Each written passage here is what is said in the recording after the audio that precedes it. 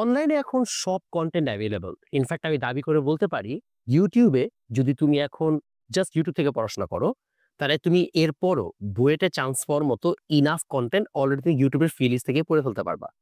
But free playlist থেকে সবকিছু পড়ে ফেলার সুযোগ থাকা সত্ত্বেও কেন তোমরা পড়ো না? কেন আসলে তারপরও দিন শেষে আমাদের আগে যেরকম অ্যাডমিশন পরীক্ষাগুলোতে কাট মার্কস থাকতো, যেই টাইপের অঙ্কগুলোতে বারবার স্টুডেন্টরা ভুল করতো, কেন এখনো সিমিলার কাইন্ড অফ ভুলগুলোতেই স্টুডেন্টরা বারবার আটকে যাচ্ছে? কি আসলে মেইন সমস্যা? কনটেন্টের অ্যাক্সেসিবিলিটি থাকা সত্ত্বেও কেন সবাই পারছে না? আজকে ভিডিওতে সেটারই মূলত অ্যান্সার করব। তার আগে চ্যানেলটা একটু সাবস্ক্রাইব করে রেখো, যেন আমরা প্রতিদিন যখন নতুন ভিডিও যায়, তোমাকে যেন সবার আগে নোটিফিকেশনটা আসে এবং তোমার লেখাপড়ায় যেন আমরা একটা অপটিমাম হেল্প তোমাকে করতে পারি। প্রথম প্রশ্ন হচ্ছে, এই যে আমরা অনলাইনে এত কনটেন্ট আছে তারপরেও কেন দুর্দশা? এই প্রশ্নটা আমার কাছে প্রথম আসে কারণ আমি যখন আসলে অনেস্টলি তোমাদের বয়সে ছিলাম, মানে অনেস্টলি যখন আমি ইন্টারমিডিয়েটে ছিলাম বা 9-10 এ ছিলাম, আমি একদম মানে সত্যি কথাই বলছি, আমি অনেক পড়ুয়া স্টুডেন্ট ছিলাম। আমি একদম নার্ড বা আতেল যাকে বলে, আমি সোজা বাংলা ভাষায় ওটাই ছিলাম। আমার ধ্যান জ্ঞানী ছিল পড়াশোনা করা। আমার এর বাইরে খুব একটা অন্য চিন্তা ভাবনা মাথায় খুব একটা আসতো না। আমি ডিবেটের প্রতি অনেক প্যাশনেট ছিলাম 9-10 থেকে। সো ডিবেট আর পড়াশোনা এর বাইরে আমার আর কোনো জীবন ছিল না। এটা আমার মেনে নিতে কোনো ধরনের সমস্যা নাই। Because this is who I am. আমার মনে হয় একটা অন্যতম বড় প্রবলেম হচ্ছে এই জায়গাটাতেই। আমাদের সময় এট লিস্ট আমার যে মাইন্ডসেটটা ছিল সেটা এখন অনেক স্টুডেন্টের মধ্যে মিসিং আছে। যে তারা আসলে দিন শেষে তাদের মাথায় এত কিছু চলে যে তারা আসলে ঠিকমতো ফোকাসই করতে পারে না। সো আমার মনে হয় প্রথম সমস্যা যে আসলে কনটেন্টের অ্যাক্সেসিবিলিটি নাই। এটা কখনো মেইন প্রবলেমই ছিল না। The main problem always was distraction and lack of focus. এখন তুমি বলতে পারো, ভাই অনলাইনে তো সব কনটেন্ট আছে, তাহলে সমস্যাটা কোথায়? দেখো, যখন কোভিড-19 আমাদেরকে হিট করলো, তখনই কিন্তু সব এডটেক মার্কেট গুলো দাঁড়ালো বা বলতে পারো অনলাইন কোচিং সেন্টার গুলো দাঁড়ায় গেল। বাট অনলাইন কোচিং সেন্টার গুলোর বেশিরভাগই তুমি দেখছো আবার আস্তে, আস্তে অফলাইন অপারেশনেও ফিরে যাচ্ছে। ইনফ্যাক্ট এখন মেজরিটি যে কোচিং সেন্টার গুলো আছে, আমি এডটেককেও অনলাইন কোচিংই বলি, বিকজ তাদের এখন অফলাইন দিন শেষে দেখা যাবে অপারেশন এবং পড়ানো সবকিছুই থাকবে।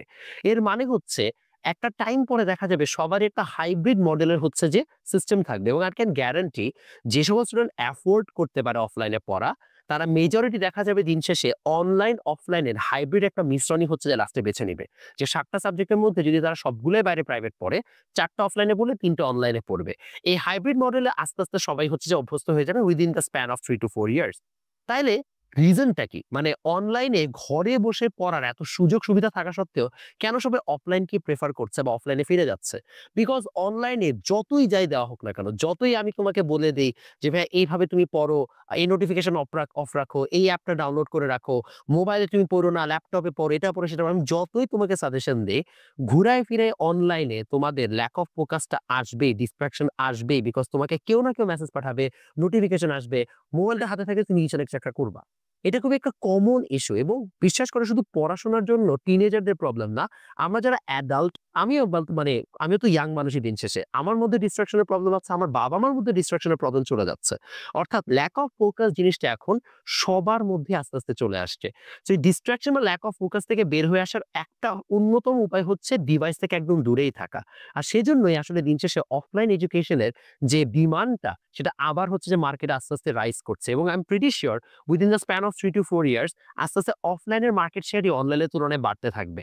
এবং এর জন্যই সবাই কিন্তু অলরেডি অফলাইনের এই মানে মার্কেটটাকে দেখে আগে থেকে প্রেডিক্ট করে তারা কিন্তু অফলাইন অপারেশন চালু করছে। সো ল্যাক অফ ফোকাস হচ্ছে সবচেয়ে বড় ইস্যু। আসলে দিন শেষে কনটেন্টটা কখনই বড় প্রায়োরিটি ছিল না। সেকেন্ড যে জিনিসটা আসলে তোমরা খেয়াল করো না সেটা হচ্ছে ল্যাক অফ টাইম। আমরা সবাই এইচএসসি তে স্ট্রাগল করি। আসলে এসএসসি তে সবাই এত স্ট্রাগল করে না। বাট এইচএসসি তে পার্টিকুলারলি স্ট্রাগল করে। এইচএসসি তে স্ট্রাগল করার অন্যতম বড় রিজন হচ্ছে ল্যাক অফ টাইম। আমরা মনে করি কি আসলে এইচএসসি সিলেবাসটাতে দিন শেষে মনে হয় যে যত কঠিন কনটেন্ট পড়তে পারে সে তত ভালো করবে। না। এইচএসসি তে গেমটা অলওয়েজই ছিল কে কত টাইমের মধ্যে পড়াটাকে ঠিকমতো গুছায় নিতে পারে। এখানে আমাদের যে সিলেবাসের টাইম স্ট্রাকচারটা দেওয়া হয়েছে আর যে পরিমাণ কনটেন্ট সেটা কখনোই ইনাফ না। এবং এই কারণেই চ্যালেঞ্জ হচ্ছে কোন বাচ্চাটা আসলে তার জীবন যৌবন সবকিছুকে একসাথে করে আসলে সিলেবাসটাতে তাড়াতাড়ি ফোকাস করার মাধ্যমে ম্যাক্সিমাম হচ্ছে যে পড়াশোনা করতে পারে। এবং এটাই আমাদের দিন শেষে ডিফারেন্সিয়েটিং ফ্যাক্টর হিসেবে কাজ করে এই পার্টিকুলার কেসগুলাতে। এবং এটাই আমি বারবার বোঝানোর চেষ্টা করছিলাম যে আসলে দিন শেষে ল্যাক অফ ফোকাসের পাশাপাশি ল্যাক অফ টাইমটা হচ্ছে আমাদের অন্যতম বড় চ্যালেঞ্জ। কনটেন্ট কখনো অনেক বড় চ্যালেঞ্জ ছিল না। But on a third layer আরেকটা বড় ইস্যু আছে যেটা তোমরা অনেকে রিয়ালাইজ করছো না। সেটা হচ্ছে এই ইস্যুটা, আউটডেটেড প্লাস লেংদি কনটেন্ট। আমি এই কথাটা আগেও একবার বলেছিলাম। তুমি দেখবা ইন্টারনেটে বেশিরভাগ ক্ষেত্রে YouTube এ যে প্লেলিস্ট গুলো আছে, এগুলো বেশিরভাগই আউটডেটেড প্লেলিস্ট। আমি কেন আউটডেটেড বলছি? দিন শেষে ফিজিক্স, কেমিস্ট্রির কোর তো চেঞ্জ হয় নাই। বাট এই প্লেলিস্ট গুলো যখন বানানো হয়েছে তখন সেগুলো মেজরিটি করোনার সময় বানানো। করোনার সময় যে প্লেলিস্ট গুলো বানানো হয়, ওই বানানোর সময় আমাদের আসলে অনেক লম্বা সময় থাকার কারণে আমরা হিউজ পরিমাণ কনটেন্ট পড়ায় ফেলছি।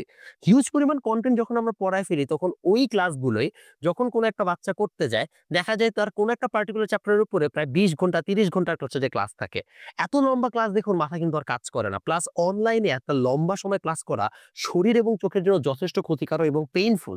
বেশিরভাগ যারা অনলাইন ডিপেন্ডেন্ট স্টুডেন্ট তাদের সবারই মাথা ব্যথা, চোখ ব্যথার একটা কমন প্রবলেম থাকে। এবং এই জিনিসটাই হচ্ছে যে মেজরিটি স্টুডেন্ট একটা বড় ধরনের প্রবলেমে পড়ে। যে আমাদের প্লেলিস্ট গুলো বেশিরভাগ হচ্ছে আউটডেটেড হয়ে গেছে। আমার সবচেয়ে খারাপ লাগে কি এখন যে নতুন প্লেলিস্ট গুলো বানাচ্ছে অনেকে, আমারই মানে সিনিয়ররা, জুনিয়ররা বিভিন্ন প্ল্যাটফর্মে ভালো করছে ওরা। আমি তো অত বেশি ফ্রি প্লেলিস্ট বানাই না বা একটু টাকাখোর টাইপের মানুষ। ওই মানুষজনগুলোর একই প্রবলেম কিন্তু তারা আবার হচ্ছে রিপিট করছে যে তারা এবারও প্লেলিস্ট গুলোকে লম্বা, লম্বা প্লেলিস্ট বানাচ্ছে। প্রবলেম হয়ে গেছে এখন কি জানো? যত তোমার এখানে অনলাইনে প্লেলিস্ট গুলো আছে, এই প্লেলিস্ট গুলো আইদার অনেক লম্বা, নাইলে হচ্ছে কি জানো? নাইলে হচ্ছে যে আমাদের এগুলো ওয়ান শট। এখানে মাঝামাঝি যে সুইট স্পটটা আছে যেটা আমাদের আসলে অপটিমাম হওয়া দরকার। বিকজ অফলাইন এডুকেশনের সাথে কম্পেয়ার করলে একটা চ্যাপ্টার আসলে দেখা যায় যে লম্বা প্লেলিস্ট গুলো থাকে তার অর্ধেক হওয়ার কথা, ওয়ান শটে ডাবল হওয়ার কথা। বাট এই মাঝখানের হচ্ছে যে গ্যাপটার মধ্যে অনলাইনের কোনো কনটেন্টই আসলে নাই। এবং এটি হচ্ছে সবচেয়ে বড় সমস্যা যে অপটিমাম টাইম ফ্রেমের কনটেন্ট গুলো অনলাইন থেকে মিসিং। আমি আমার পেইড ব্যাচগুলোতে কিন্তু অপটিমাম টাইম ফ্রেমের এই জিনিসটাকে মানে কেটার করে হচ্ছে পড়ানোর চেষ্টা করতেছি। বাট দেন এগেইন যেহেতু আমি হয়তোবা লম্বা সময় আসলে আর দেশে থাকবো না, এজন্য আমি আসলে এটাতে অত বেশি ফোকাসও করি না। আমি জাস্ট কুইক ক্যাশের দিকে বেশি চিন্তা করতেছি। বাট দিন শেষে কিন্তু এটা একটা সবচেয়ে বড় সমস্যা যে সুইট স্পটের যে হচ্ছে যে পার্ট মানে পোরশনটুকু এই টাইপের কনটেন্ট অনলাইনে নাই। সো অনলাইনে কনটেন্ট থাকলেও যতটুকু আসলে তোমার পক্ষে পড়া সম্ভব, আবার যতটুকু পড়লে তোমার আবার মিসিং থাকবে, ওই আসল জায়গাটুকু হচ্ছে যে মিসিং। এবং ওইগুলো হচ্ছে দিন শেষে যদি পেইড ব্যাচেও যাও, পেইড ব্যাচে তারা দেখা যাচ্ছে আইদার অনেক লম্বা পড়াচ্ছে বা যদি পেইড ব্যাচে যাও তাহলে তার আসলে ফ্রি কনটেন্ট থাকাটা আর হইল না। সো এই হচ্ছে যে আমাদের অন্যতম বড় সমস্যা যে আসলে কনটেন্ট যেগুলো পাওয়া যাচ্ছে সেগুলো আইদার আউটডেটেড অথবা অনেক লেংদি কনটেন্ট। কনটেন্টের কোয়ালিটি নিয়ে আমি কথা বলছি না, আমি কথা বলছি কনটেন্টের টাইম ফ্রেম নিয়ে যে আসলে অনেক লম্বা কনটেন্ট হয়ে যাচ্ছে। আরেকটা বড় সমস্যা সেটা হচ্ছে ল্যাক অফ প্র্যাকটিস।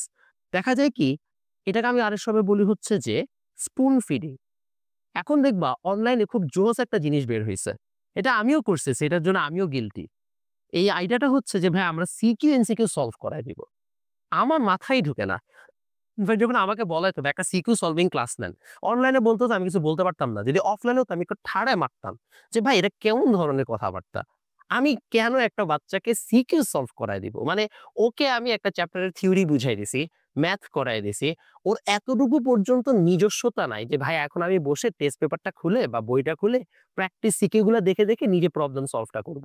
ও কিন্তু ওকে আসলে ও যেটা চায় আমি যেটা পরে বুঝতে পারছি। ও চায় যে ভাই আসলে কালকে যে পরীক্ষাটা হবে ওটার প্রশ্নটা দিয়ে দেন। আর আপনি পারলে পরীক্ষাটাও দিয়ে দেন। তাহলে খুব ভালো হয়। পারলে আপনি পরীক্ষা দিয়ে সার্টিফিকেটটা নিয়ে চলে যান। আমার এত ভাই প্যারা দিয়েন না। ও আসলে এটাই চাচ্ছে দিন শেষে। এরকম মেন্টালিটি থাকলে তো পড়াশোনা হবে না। সো প্রবলেম এই জায়গাটাতে যে আসলে ল্যাক অফ প্র্যাকটিস এখন বেড়ে গেছে। বিকজ অনলাইনে সার্চ দিলে সবই পাওয়া যায়। অমুক একটা কোয়েশ্চেন পারতেছি না, দেই একটা সার্চ। সাথে, সাথে চলে আসলো আমার আর প্র্যাকটিস করার দরকার নাই। আরে ভাইয়া তো চ্যাপ্টার পড়ানোর পরে ভাইয়া তো সুন্দর মতো এমসিকিউ সলভ করে দিবে। আমি তাকায়, তাকায় দেখবো বাবা কি সুন্দর এমসিকিউ সলভ হচ্ছে। যেন মুভি চলতেছে। যে আসলে ভাই এমসিকিউ সলভ করে আমি দেখি। এমসিকিউ পর্যন্ত নিজে প্র্যাকটিস করা। তারপরে কান্দে, হ্যাঁ ভাইয়া কেন এমসিকিউ পারতেছি না। এগুলো হচ্ছে সবচেয়ে বড় সমস্যা যে ল্যাক অফ প্র্যাকটিস হচ্ছে অন্যতম বড় রিজন। সো অনলাইনে কনটেন্ট আছে, অফকোর্স আছে। বাট এখনো এটা যে ফরম্যাটে আছে তুমি যে খুঁজে, খুঁজে আরেকটা জিনিস যেটা বলতে ভুলে গেছিলাম। Two much content. তুমি এখন অনলাইনে যেকোনো একটা টপিক লিখে সার্চ দিবা, দেখবা ১০০ টা প্লেলিস্ট বের হইছে। কোন প্লেলিস্ট যে আসলে ভালো, কোন প্লেলিস্টটা করা দরকার, এটা হচ্ছে এখন একটা বড় ধরনের ঝামেলা হয়ে গেছে। তো পিক আউট যে আসলে ভাই কারটা আমি কথাটা শুনবো। So too much content is also a very big issue because now you are confused as to what you should actually learn. এবং এটাই হচ্ছে তোমাদের অন্যতম বড় ইস্যু দাঁড়াইছে। তাহলে ভাই আসলে সলিউশনটা কি? সলিউশন হচ্ছে যদি কেউ ফ্রি কনটেন্ট দেখে পড়াশোনা করে আগাইতে চাও, আমার কাছে কখনোই মনে হয় না ফ্রি প্লেলিস্টের উপর তোমার কমপ্লিটলি ডিপেন্ডেন্ট হওয়া উচিত। বিকজ ফ্রি প্লেলিস্টের উপর কমপ্লিটলি ডিপেন্ডেন্ট সেই বাচ্চাই হতে পারবে যার অনেক সময় আছে, তোমাদের কলেজ জীবনের অর্ধেক সময় নিয়ে নেয় তোমরা পারবা না।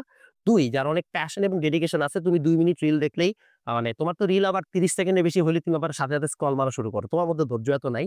নাম্বার 3 যেই বাচ্চাটার প্র্যাকটিস করার অনেক ইচ্ছা আছে, যার স্পুন ফিডিং করায় দেয় এই ধরনের মেন্টালিটি নাই। তুমি তো পারলে পরের দিনের পরীক্ষার কোয়েশ্চেন চাও, সেটাও তোমার জন্য না। লাস্টলি যে অপশন সেটা হচ্ছে ভাইয়া, যদি আমার কাছে অনেক বেশি কনটেন্ট থাকে, কোন জিনিসটাকে আমাকে কিউরেটেড করে নিতে হবে, এটার জন্য বিভিন্ন মানুষের কাছে সাজেশন চাওয়া লাগবে, তুমি ওইটাও চাও না, বিকজ তোমার মানুষের সাথে কথা বলতে লজ্জা লাগে। এত ধরনের প্রবলেম আছে বলে তোমার আসলে অনলাইন কনটেন্ট থাকা সত্ত্বেও তোমার পড়াশোনাটা হচ্ছে না। তাহলে তোমার ভাইয়া সলিউশনটা কি? সুন্দর মতো যেকোনো একটা পেইড ব্যাচ অবশ্যই নিয়ে নিবা। যদি অফলাইনে তোমার আশেপাশে ভালো টিচার থাকে এবং এফোর্ড করতে পারো, অফলাইনে পড়বা, কোনো সমস্যা নেই। আর যদি অনলাইনে পড়তে চাও, তাহলে যেকোনো একজনের কাছ থেকে পড়ে সুন্দর মতো একটা কোর্স কিনে সুন্দর মতো এটা শেষ করে ফেলবা। বাট একটা কোর্স কিন্তু মাঝপথে শেষ করে দিও না, মাঝপথে ছেড়ে দিও না। এটা করা যাবে না। আর কোর্স কখনোই জমা না। লাইভ যদি কোর্স কোনো জয়েন করো, প্রত্যেকটা লাইভ ক্লাস অ্যাটেন্ড করার চেষ্টা করবা। যেই বাচ্চা একটা লাইভ ক্লাস মিস করছে, I can guarantee you 80% of the time ও জীবনেও রেকর্ডেড ক্লাসটা করে নাই। এটা সবচেয়ে হার্শ ট্রুথ। এবং এইজন্য আমরা বারবার বলছি, অনলাইনে তো কনটেন্ট থাকা সত্ত্বেও তোমার পড়াশোনার এই দুর্দশা।